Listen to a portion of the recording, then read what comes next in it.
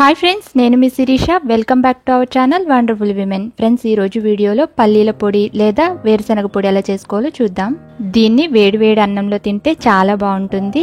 అది నెయ్యి వేసుకుని తింటే ఇంకా బాగుంటుంది. అంతేకాదండి, దీన్ని మనం ఏదైనా ఫ్రైలు చేసుకున్నప్పుడు, అంటే బెండకాయ కానీ, దొండకాయ కానీ, వంకాయ కానీ, ఆలు కానీ ఇలా ఫ్రై చేసుకున్నప్పుడు లాస్ట్గా ఈ పౌడర్ కొంచెం యాడ్ చేసుకుంటే ఫ్రైకి మంచి టేస్ట్ వస్తుంది.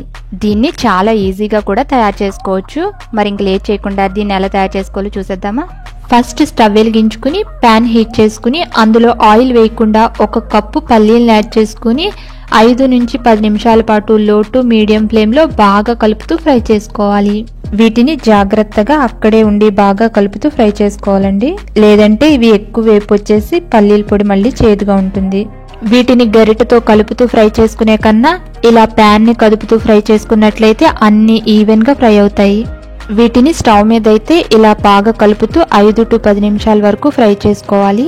అదే ఓవెన్లో అయితే 2 నిమిషాల్లో చాలా ఈజీగా 1/2 kg పల్లీలనైనా ఒకేసారి ఫ్రై చేసేసుకోవచ్చు.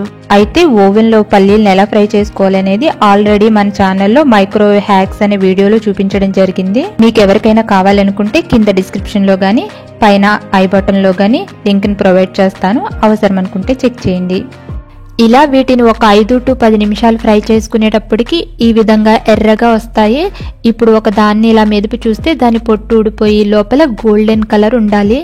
ఇలా గోల్డ్ కలర్లోకి రాగానే వీటిని స్టవ్ ఆఫ్ చేసేసుకుని ఒక ప్లేట్లోకి వెంటనే తీసేసుకోవాలి.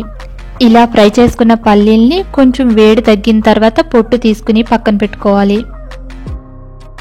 ఇప్పుడు స్టవ్ వెలిగించుకుని ప్యాన్ హీట్ చేసుకుని అందులో కొంచెం ఆయిల్, చాలా కొంచెం, ఒక 1/2 టీ స్పూన్ కానీ టీ స్పూన్ కానీ సరిపోతుంది, కొంచెం ఆయిల్ వేసుకుని ఆయిల్ హీట్ అయిన తర్వాత అందులో 1/2 టేబుల్ స్పూన్ జీలకర్ర వేసుకుని ఇప్పుడు ఇందులో మీరు తినే స్పైసీనెస్ ని బట్టి ఎండుమిర్చిని యాడ్ చేసుకోండి. నేను ఇక్కడ ఒక 8 ఎండుమిర్చీల దాకా తీసుకున్నా. మీరు కారం తినే వాళ్ళైతే ఇంకా ఎక్కువ యాడ్ చేసుకోండి.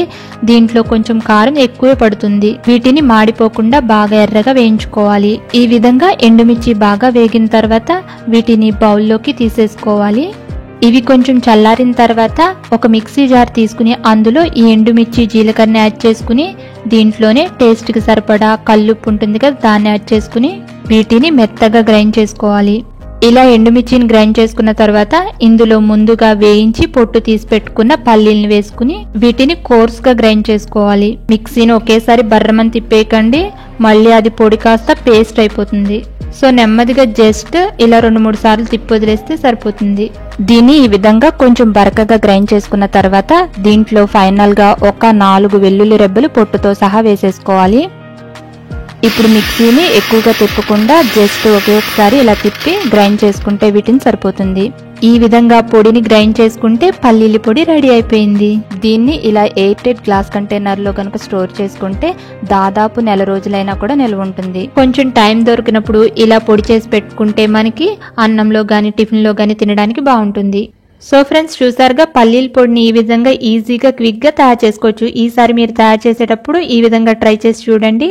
మీకు ఈ వీడియో నచ్చినట్లయితే లైక్ చేయండి, షేర్ చేయండి, అలాగే కామెంట్ కూడా చేయండి. ఇప్పటివరకు నా ఛానల్ని సబ్స్క్రైబ్ చేయకపోతే సబ్స్క్రైబ్ చేసి పక్కనే వచ్చిన బెల్ని కూడా ప్రెస్ చేయండి. Thank you for watching this video.